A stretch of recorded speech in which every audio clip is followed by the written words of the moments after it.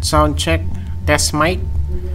So welcome po ulit guys sa ating channel Stock Play. At bago po natin pag-usapan ang mga top trending stocks ay huwag kalimutan mag-subscribe sa ating channel.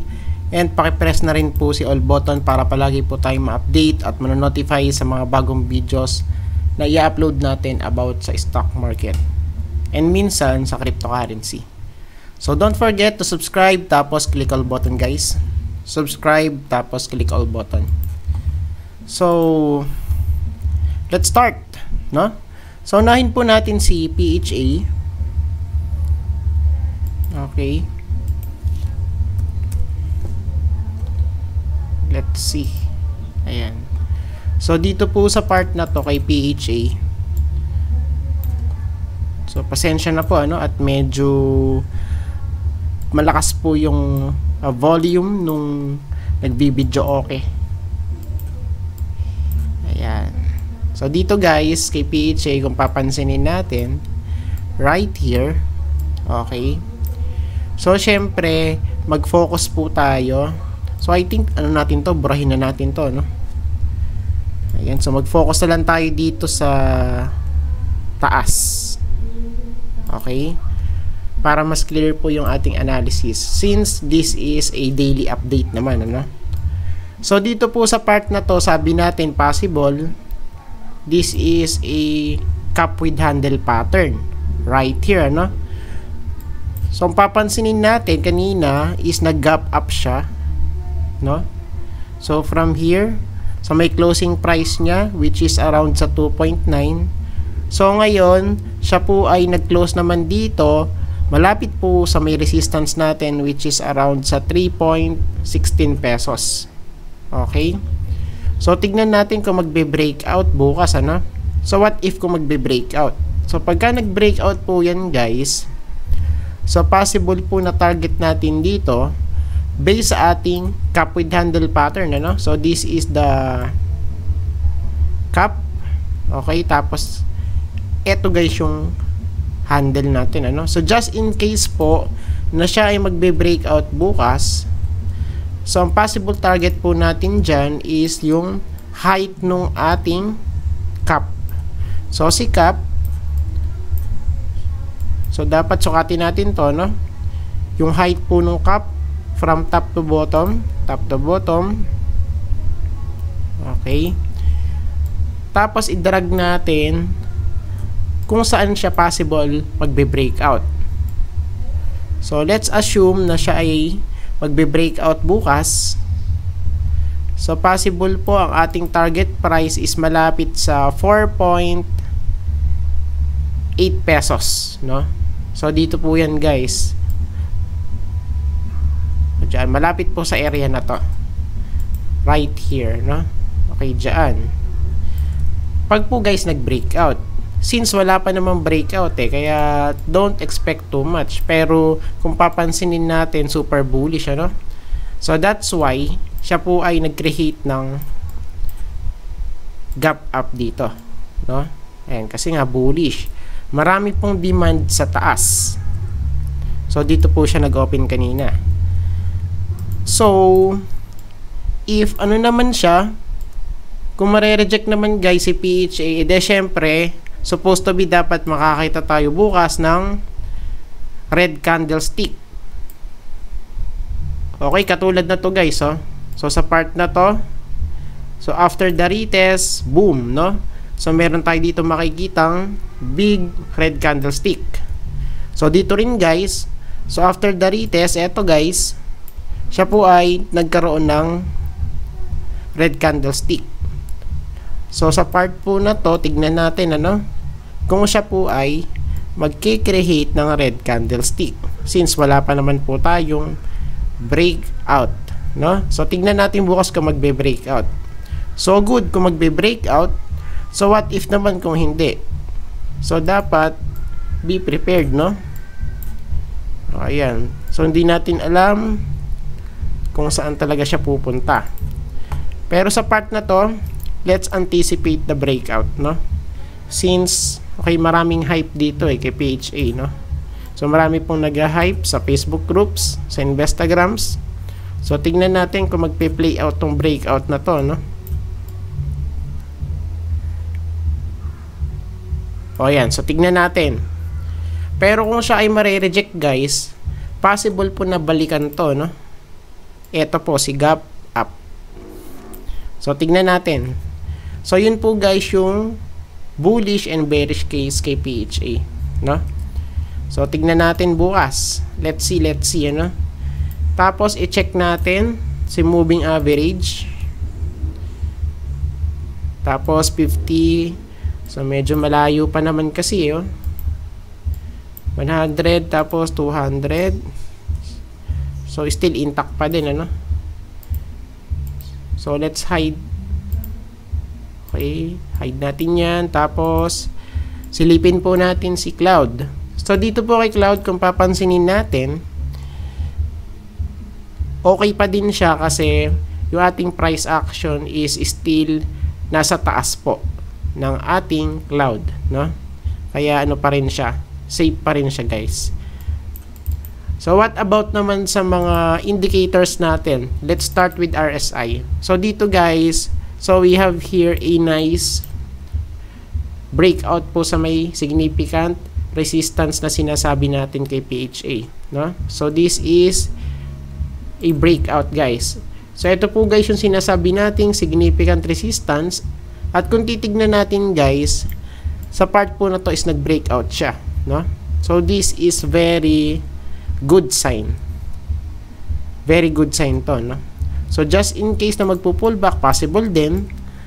Pero supposed to be dapat kung magpo-pullback yan dito, so dapat throwback lang siya, no? At mag-hold dito guys sa may significant support natin. Kasi this is a support and resistance flip. Just in case po na siya ay magkakaroon ng throwback dito guys, no? Since fresh breakout right? So tignan natin, no? Tapos so dito naman kay MACD, so this is huge, no? Kasi kung papansinin natin, nag-diverge na si MACD line and signal line, no? So possible bukas po is breakout, no? Pero syempre may chance pa rin na siya ay ma-reject, no? Pero sa part na to, parang or pwede nating sabihin na mas nakakalamang yung bullish scenario. Okay? So based po dito kay MACD, si PHA is possible breakout, ano? Kasi ano to, crossover to, possible, oh. 'Di ba? Tapos sa ating histogram, series of higher lows right here. Okay? So this is a good sign, especially po pagka po siya ay nag-flip na, no, from negative to positive. Ayan, so tingnan natin, ano? And sa volume, so tingnan natin sa volume. So sa part po na to, wala pa naman kasing breakout dito, no, sa may previous high niya. So mas magiging bullish po tayo kung siya po ay magki-create ng higher high dito sa volume. O, ayan. So wala pa, no? So tingnan natin kung makakapanik dito sa part po na yan. O, ayan. So save natin saglit. Ayan, so mag-try lang tayo mag-save just in case na mabilis yung ating internet. Ayan, pero mukhang mabagal kasi, oh. Paikot-ikot na naman siya. Okay. Ayaw. So let's move on. Kung ayaw niya. Pagka ayaw, wag ipilit guys, no? So next po natin ay si dito. So i-search natin si dito. Okay. Search natin yan. Let's wait na mag-load. Ayun, okay na.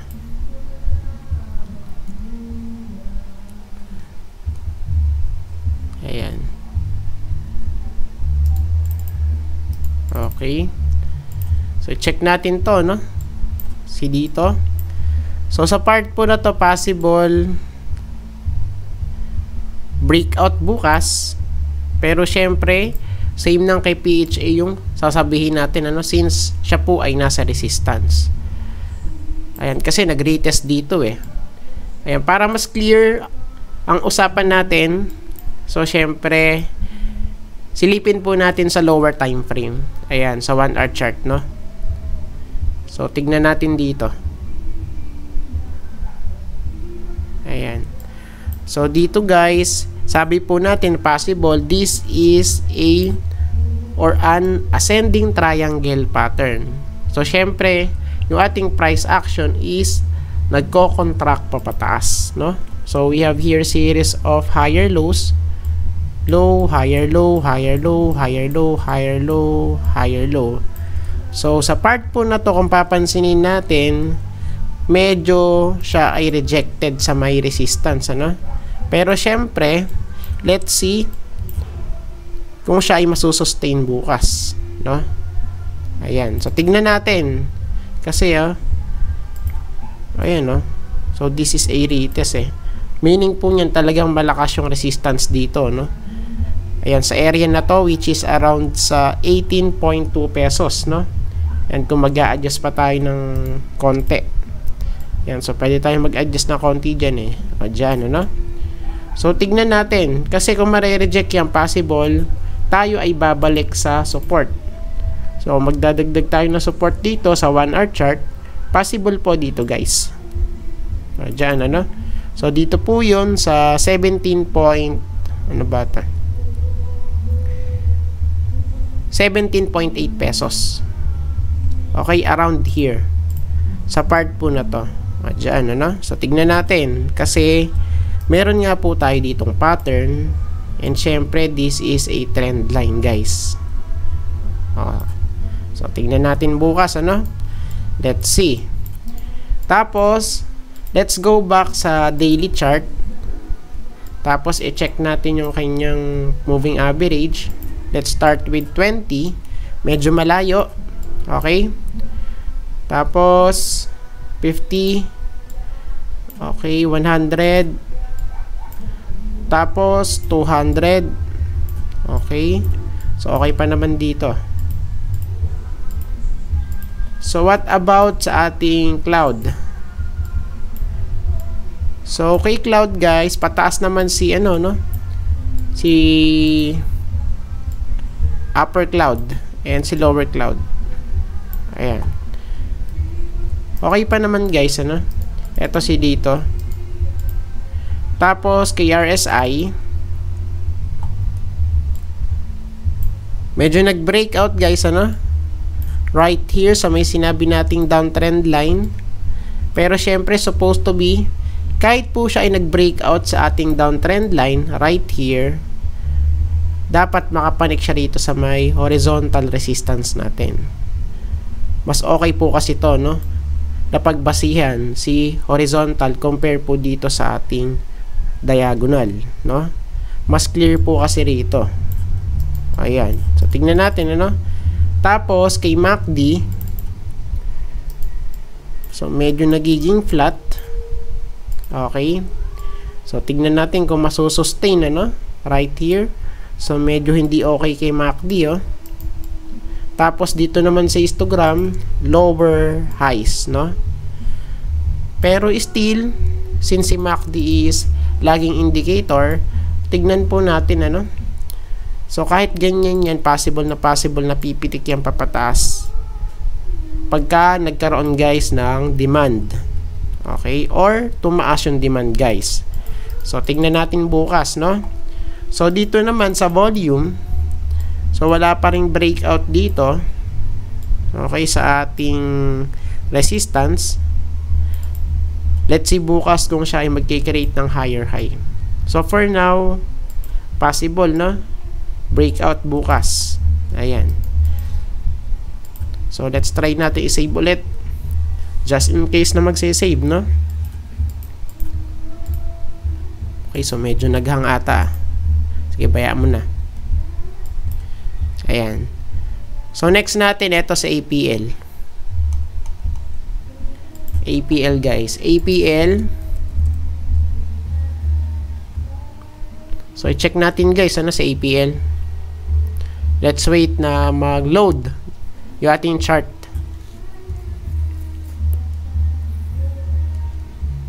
Ayan, ito na. Just wait. Okay.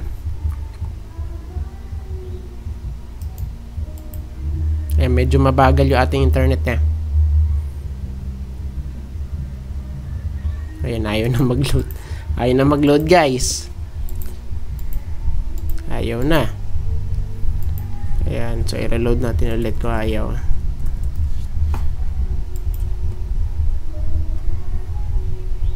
Po, ayaw na. Ayun. So, ito na ba siya? Ito na nga, guys. Ayun. So, dito, kung titignan natin, parang siya ay na-reject, guys. No? So, ang papansinin natin, okay, sobrahin natin to, no? Yung ating channel na i-drawing. Tapos, punta po tayo sa lower time frame. Ayan, sa 1 hour chart.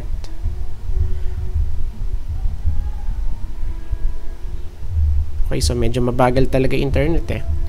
No choice tayo kundi maghintay, no? Ayan, so hintayin nating mag-load. Okay. Ayan, so ayaw na. Ayaw na mag-load, guys. Ayaw na mag-load. Ayan. So dito po sa ano natin, sa hourly chart or sa 1 hour chart, guys. So possible babalik tayo dito sa may support natin, ano? Right here sa may 0.264.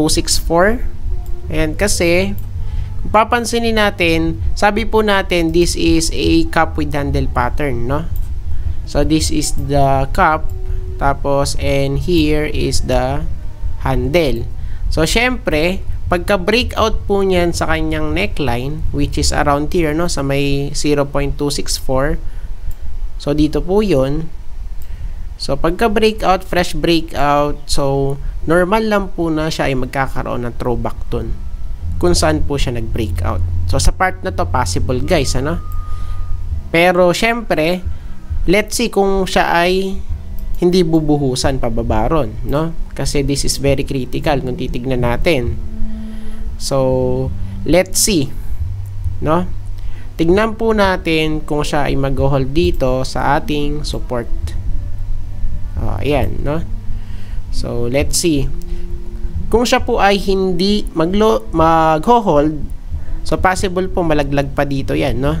Sa 0.25, which is around here, sa may second support natin sa baba. Ayan, ano? Ayan, so tignan natin. Tapos, let's go back sa daily chart. Okay. So, panibagong load na naman to, no? Let's wait. Wait natin, guys. Ayan, so okay na. So, dito, okay, so yun nga yung playout natin dito, no? Ayan, so possible sell off ulit. Ayan. Tapos, sa moving average, 20, 50. Okay, good. So, okay pa naman. Pero sa part na to, kung papansinin natin, medyo parang nagko-converge po si 20 at 50 day, no? So, eto si orange and si blue line, si 50. So, tignan natin. Let's see, ano?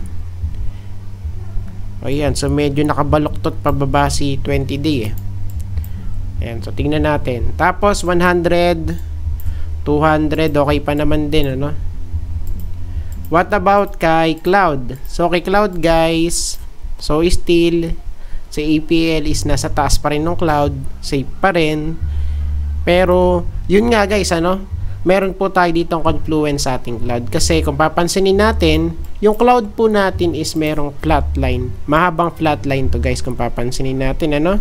So, sabi po natin, si Cloud is pwede po natin niyang gamitin as support and resistance. So, right now, siya po ay confluence sa ating support, which is around nga dito sa may neckline ni cup with handle pattern, no? Ayan. So, what about naman sa ating mga indicators?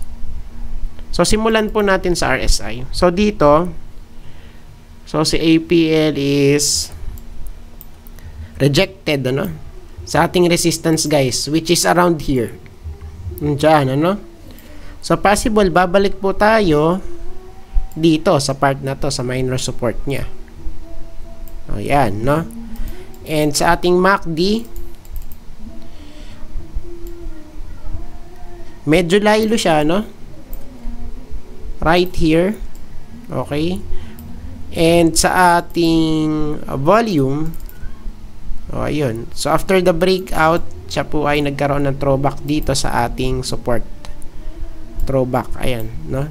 So, sana po masustain lang dyan, ano? Kasi pagka bumalik yan sa baba, meaning po niyan, this is a fake out or fake breakout, guys, ano? Pagka po siya ay bumalik dito sa may baba, so meaning po niyan, siya po ay fake breakout. Pero still, possible pa din naman, ano? Since siya po ay nasa support, possible din na mag-bounce. Okay? So, tignan natin.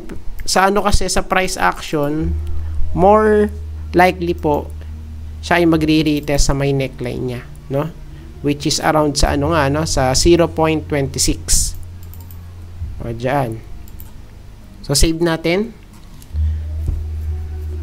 Ayan. So, tignan natin, ano, kung siya ay magsisave. Okay. Kaya ba? Kaya? Ayaw.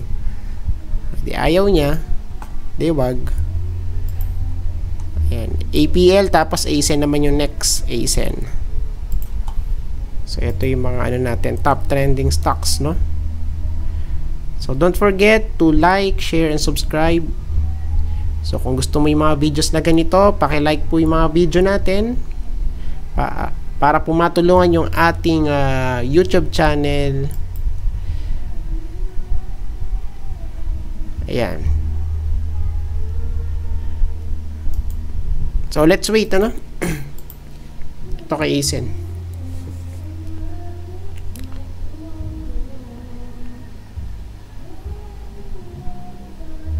Ayan, so naglag na. Ayan, okay na. So, let's continue dito po sa ating recap for this day. Monday, ano? Monday, pinasaya. So, dito guys, medyo nalaglag si ASEN. Titignan natin, ano? So, ito guys, parang siya ay invalidated na. Kasi nalaglag dito eh. So, burahin na natin yan. Ito. So, burahin na natin yan, yung ibang mga drawing, para mas clear yung ating vision, ano? O, ayan. So, dito po, tignan natin kung mag-hold si ASEN, ano? Sa may first support niya, which is around sa 7.55 pesos. So, series of touches dyan eh.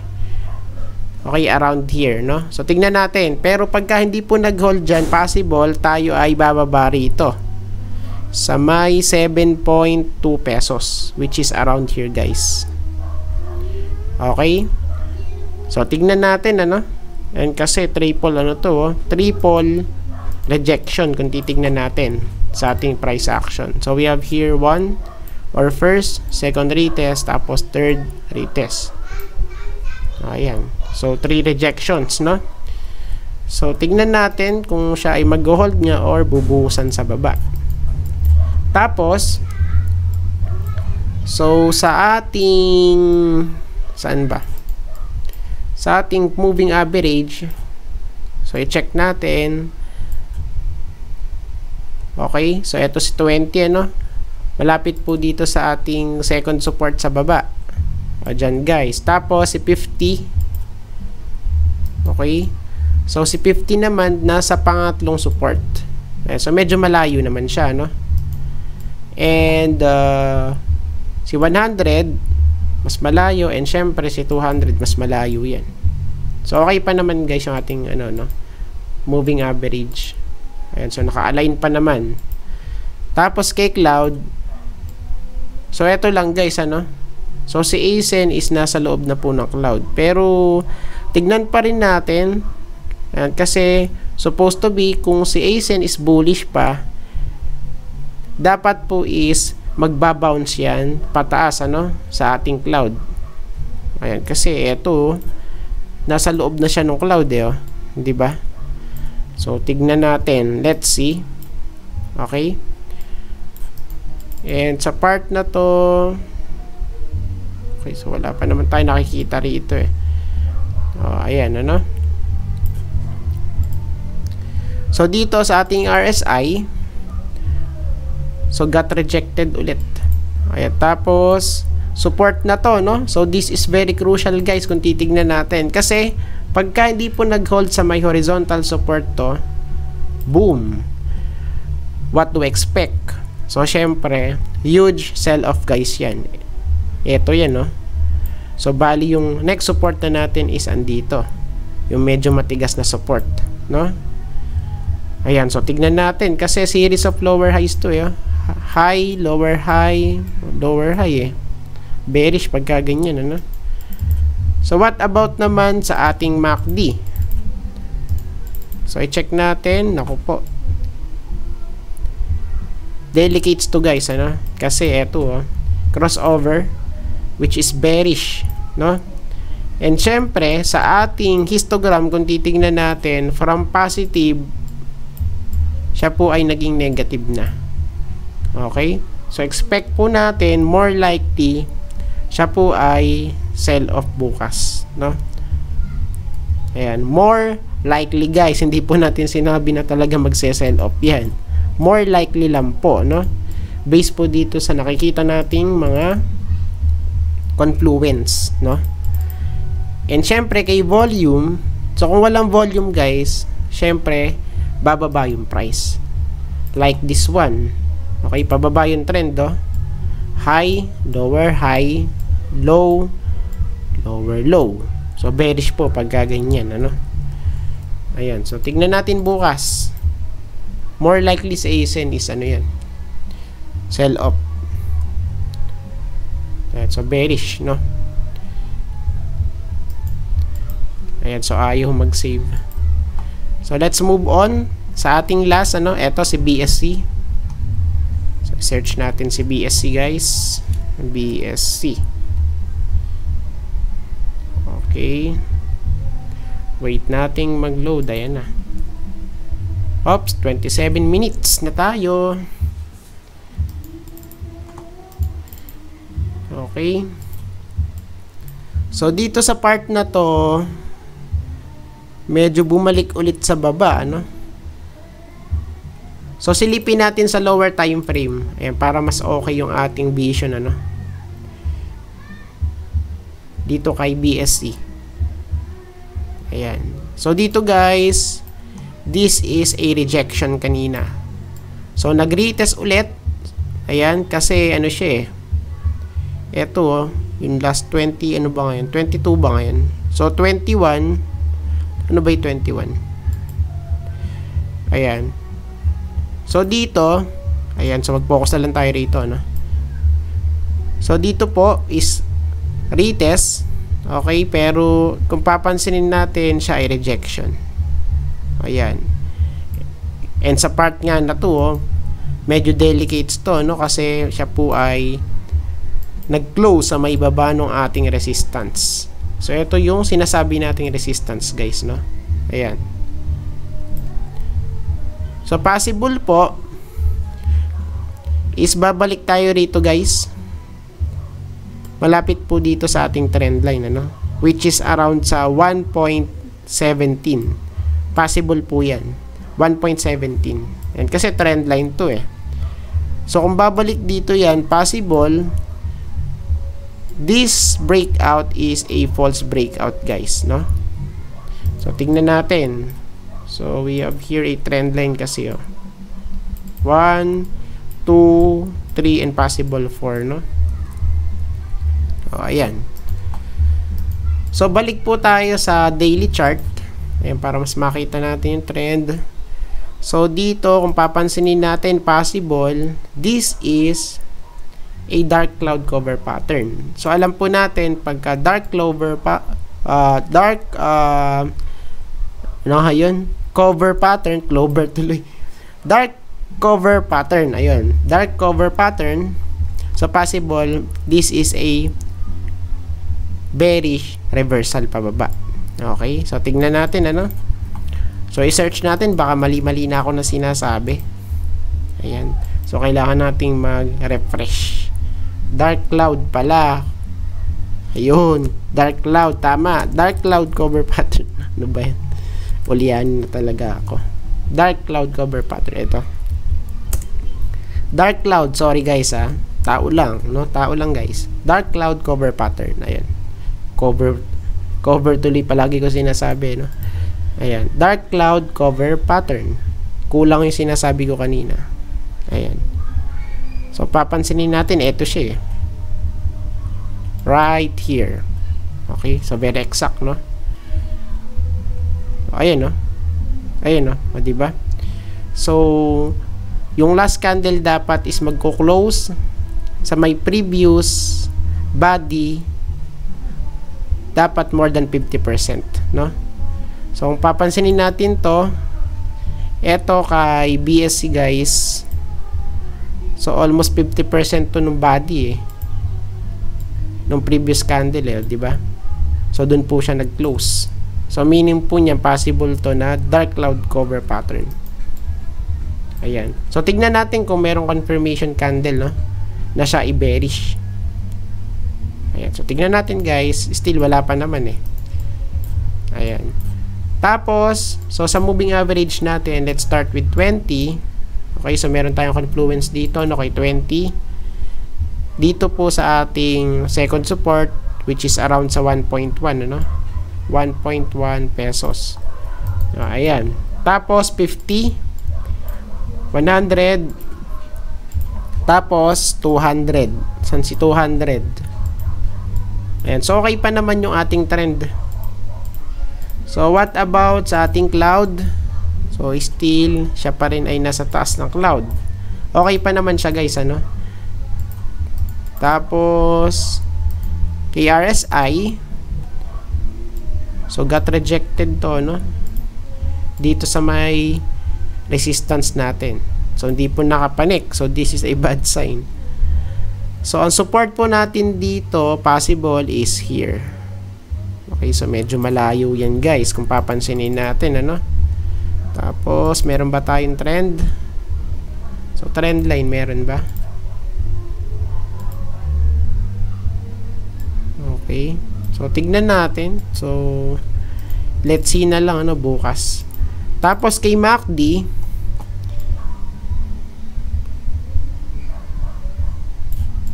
so, ang papansinin natin, medyo siya po ay bumabaloktot ulit pababa, ano?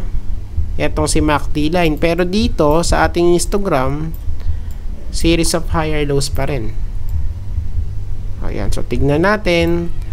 Let's see, bukas. Okay. So, siya ay rejected eh. Same din dito, no? Eto, oh. So, nag-breakout nga. Pero, sell off, no? Ayan. So, possible din kasi eh. Since, ano siya, fresh breakout, ano?